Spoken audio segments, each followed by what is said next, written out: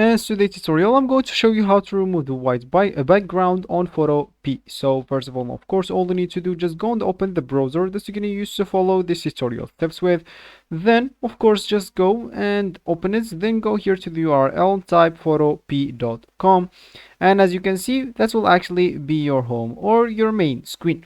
So of course from here, if you would like to choose something from your computer, go ahead and click here. If you want to choose some PSD templates, go ahead and click here, or you can just go and click at new project, then choose some template they'll give you right here. So let me just choose this as an example. You can even like change the picture size from there, and as you can see, you will find all the things on this picture or template right here. So of course you can delete something if you didn't like it, like let's say as an example, this bar, you didn't like it, you can just delete it, and other steps of course. And if if you didn't like what you do, just hit the Control Z and you'll be able to go back. So of course, as you can see, that is our background for now. So of course, if you want to delete our background, all we need to do, just go, as you can see here, we have our background, just go and click at delete.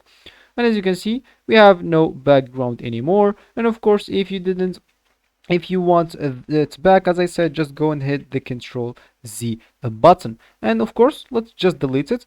And let's say as an example, you want to make another background. Of course, you can choose something from here. If you click just at the gallery lights here, maybe here, moon, hit the enter button. And as you can see, let's say as an example, we want this as a background. Just go and hit on that. And as you can see, let's just close that. That will be like our new background. We would like it to be our new background.